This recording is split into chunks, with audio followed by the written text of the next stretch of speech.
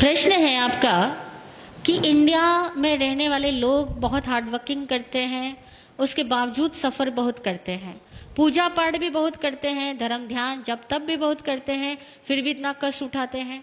और फॉरेन में रहने वाले लोग इतना कोई पूजा पाठ जब तब करते ही नहीं है और उनकी लाइफ कुछ इस टाइप की है कि वो बहुत कम कष्ट उठाते हैं और बहुत जल्दी सफलता पा लेते हैं। उसका क्या कारण है? यही आपका प्रश्न है ना। उसका क्या कारण है? तो यहाँ there are so many reasons, बहुत सारे कारण हैं। पहली बात तो यह कि भारतीय आदमी के सोच का तरीका ही दूसरा है और आउट ऑफ इंडियंस के सोच का तरीका ही दूसरा है। हमारे यहाँ पर हर सोच में स्पष्टता का अभाव है, क्लैरिटी नहीं है। हम लोगों के यहाँ विजन की क्लैरिटी नहीं है। मैंने कल भी एक एग्जाम्पल दिया था। यहाँ हम लोग क्या करते हैं, सुबह पूजा पाठ करते हुए धन की निंदा करेंगे, मोह माया की निंदा करेंगे, इन सबको दुख का घर बताएंगे, इन सबको खारा जहर बताएंगे और 2 घंटे बाद इस खारे जहर को पाने के लिए सारे जहरीले काम अपनाएंगे। सच बोल रही हूं या नहीं? हमारे यहाँ विजन की क्लैरिटी नहीं। आप चाहते क्या हो, स्पष्ट तो बनो। फॉरेन के आदमी के पास में ये फॉर्मेलिटीज नहीं है, वो उसका विजन क्लियर है। पैसा चाहिए तो पैसा चाहिए। हमारे यहाँ पैसा भी चाहिए और पैसे को वो क्या, हाथ का मैल, पैसा तो हाथ का मैल है, ऐसा भी कहेंगे। यार लक्ष्मी का अपमान भी करेंगे, लक्ष्मी भी चाहिए। कैसे चाहिए, कैसे मिलेगी? इसी तरह से घर वालों का प्यार भी चाहिए और बात बात में घर वालों को डांटेंगे, उनकी इज्जत खत्म करेंगे और उनको ये फील करवाएंगे कि तुम तो कुछ समझदार ही नहीं हो, जो समझदार हो वो तो मैं ही आदमी हूं बस। अब बता घर में कैसे प्रेम रहेगा? हमारे यहाँ बड़ी औपचारिकताएं हैं, बिना रिस्पेक्ट दिए हम कुछ पाना चाहते हैं। और दूसरी बात, हमारे यहाँ बेईमानियां बहुत है। फॉरेन के आदमी में स्पष्टता तो है ही, ईमानदारी भी बहुत है। हमारे यहाँ तो विश्वास ही गलत है। हर आदमी सोचता है झूठ बोले बिना पैसा हो नहीं सकता, टैक्स तो चुराना ही पड़ेगा, भाई भाई में झगड़े तो होंगे, मतलब हम लोग मान के चलते और अपने गलत विश्वासों के तहत जिंदगी जीते हैं। हमें एक्चुअल में कहे ना तो धार्मिक लोगों को भी जीने का सही सलीका नहीं आता। और दूसरी बात, ये धर्म करते किस लिए हैं? ईमानदारी से पूछना, धर्म किस लिए करते हैं? मोक्ष वोक्ष की तो सारी बातें हैं। हर आदमी, कोई किसी को मोक्ष नहीं चाहिए। और वो धर्म भी किस लिए करता है? धर्म भीरू होने की वजह से धर्म करता है। हम लोग धर्म क्यों करते हैं पता? धर्म भीरू है, धर्म से डरते हैं, पाप बनने से डरते हैं, नरक से डरते हैं, भगवान से डरते हैं, इसलिए तो धर्म करते हैं। हम कौन सा धर्म समझ के करते हैं?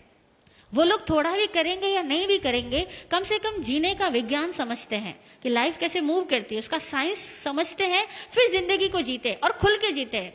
हमारे यहाँ तो हर चीज औपचारिक है। भूख लगी होगी ना, तब भी कोई कह भी देना कि खाना खा लो तो कहेंगे नहीं नहीं पेट भरा हुआ, अभी घर से खा के आया।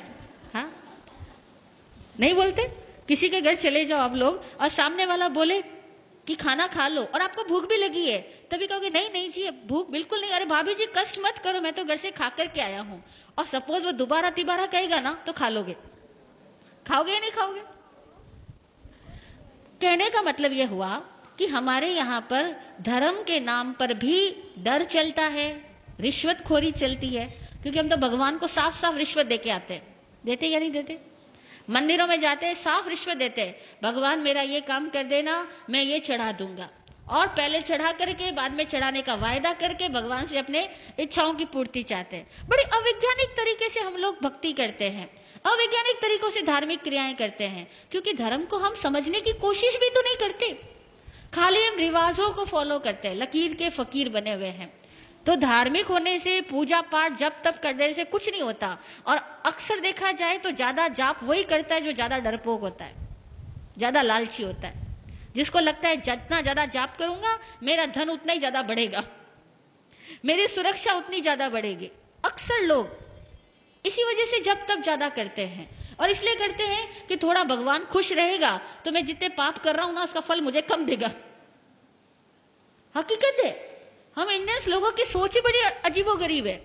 इसीलिए हम लोगों का जब तब सब देखा जाए ना तो बड़ा स्किन डीप भी नहीं होता। जरा सा कुछ घटना चेंज होगी ना, सब छूट जाने वाला है। कुछ घर में एक प्रतिकूलता हो गई तो कहोगे हे भगवान, हे कन्हैया, तेरे से तो मेरा विश्वास ही हट गया, तू मेरा कुछ भला नहीं करता। हम भगवान को भी सीधा तिरस्कृत करके आ जाएंगे, तूने मेरा क्या किया, मैंने इतने सालों तक तेरी पूजा की, तूने मेरा किया तो किया क्या। हम लोग कहाँ भक्ति करते हैं? भक्ति कोई हृदय की होती है? भक्ति ज्ञान से आए, भक्ति प्रेम से आए तो ये सवाल ही नहीं पैदा होगा। और दूसरी बात, इंडियंस लोग सफर इसलिए करते हैं क्योंकि यहाँ बहुत बड़ा तंत्र खराब है। केवल एक आध आदमी खराब नहीं है, पूरा सर्कल ही डिस्टर्ब है, पूरी व्यवस्थाएं खराब है, व्यवस्थाएं विकृत है, एक तंत्र खराब है। जब पूरा तंत्र खराब होता है ना, तो एक सही, जैसे समझो एक बगीचे के अंदर बहुत ज्यादा प्रदूषण हो, गंदगी इकट्ठी हो, और वहां पे आप गुलाब के पौधे लगाओ, तो बेचारे इन गुलाब के पौधे अगर 100 लगाए हो तो 90 तो वैसे ही सूख जाने, वो गंदगी उनको पनपने नहीं देगी, खिलने ही नहीं देगी। और 10 लग भी गए तो उनकी खुशबू नहीं फैलने देगी, क्योंकि 100 गंदगी के ढेर और 10 गुलाब के फूल रख दो तो खुशबू आएगी या बदबू आएगी? तो हमारी इंडिया में तो प्रॉब्लम यह है कि 100 तो गंदगी के ढेर लगे हैं और 10 गुलाब के फूल हैं। वो सच्चे धार्मिक कह दो या सही समझदार लोग कह दो, वो 100 में से 10 लोग मिल जाए तो बड़ी बात है। बाकी के सारे लोग केवल एक भेड़ चाल में अपनी जिंदगी पूरी करते हैं। इसीलिए इस इंडिया में तंत्र बिगड़ा हुआ होने की वजह से बहुत चीजें बिगड़ी हुई है। दूसरी बात, इंडिया के लोग ऑनेस्ट नहीं है, जितनी समझदारी की बातें हम जानते हैं ना, उसको फॉलो नहीं करते। आपने कितनी बार सुना सफाई रखनी, यत्न से काम करना, लेकिन अभी यहां भी खाना होगा ना तो भी लोग सफाई नहीं रखेंगे, यत्न से काम नहीं करेंगे। कितनी बार सुना होगा अपना काम खुद करना, बच्चों को हम कहते हैं अपना काम खुद करना, लेकिन आप इतने बड़े हो गए, आप भी यहां से जाओगे ना, कोई लोग ये नहीं सोचेगा कि कुर्सी का ढेर पड़ा, अपनी कुर्सी उठा के उसी पे रखूं। हर आदमी कुर्सी छोड़ के ही जाएगा।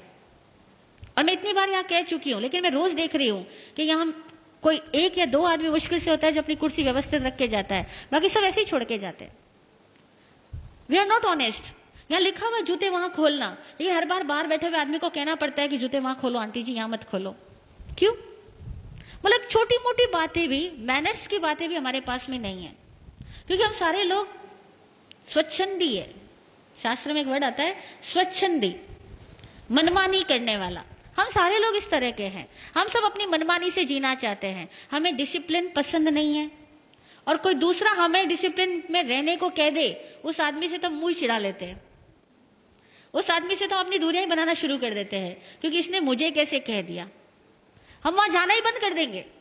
ईमानदारी की बात है, ये हम साधु इसलिए आप हमें माफ कर रहे हो, बाकी कोई और आदमी आकर के आपको कुछ कह देना, अनुशासन के नियम यहाँ पर, आप कहोगे इस जगह जाना ही नहीं दोबारा। सच है। इसीलिए आसान नहीं है।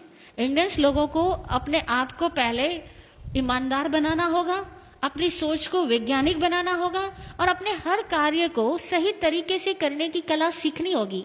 तब कहीं जाकर के इंडिया फॉरेन कंट्रीज के लोगों की तरह एक सुलझी हुई जिंदगी जी पाएगा। और कम से कम हमारे यहाँ साधु संत भी, सॉरी टू से, गुस्ताखी माफ, मिच्छामि दुक्कडम, साधु संत भी लोगों को जीने का सही तरीका नहीं बतला पाते हैं। वे भी लोगों को डराते हैं अथवा लालच से भरते हैं, और साधु संतों के कारण भी हमारे समाज की सभ्यताएं विकसित नहीं हो पाती। और ये भी एक बहुत बड़ा कारण है कि साधु संत खुद भी समझदार नहीं होने की वजह से इतनी सारी पब्लिक के लेवल को रेज नहीं कर पाते, और फिर जो वाकई समझदार लोग हैं वो साधु संतों के पास आना भी पसंद नहीं करते, नहीं पसंद करते। उसका कारण साधु संत स्वयं है। तो दुनिया में भारत में इतने ज्यादा सन्यासी है, इतने ज्यादा साधु लोग हैं हर धर्म के अंदर, हिंदुओं में भी हजारों भरे पड़े हैं, जैनियों में भी भरे पड़े हैं, इतने साधु है, लेकिन वो सारे साधु ईमानदारी से अगर साधु होते तो भारत का कुछ और नक्शा होता। लेकिन हम लोग ईमानदार साधु नहीं और ईमानदार समणोपासक नहीं, अब दोनों में ही कमियां हैं। तो भैया ऑल ओवर कहते हैं अब जैसा बाप वैसा बेटा, तो करे क्या, है ना। ओके, जय हो। हाँ बोलिए सुनीता जी।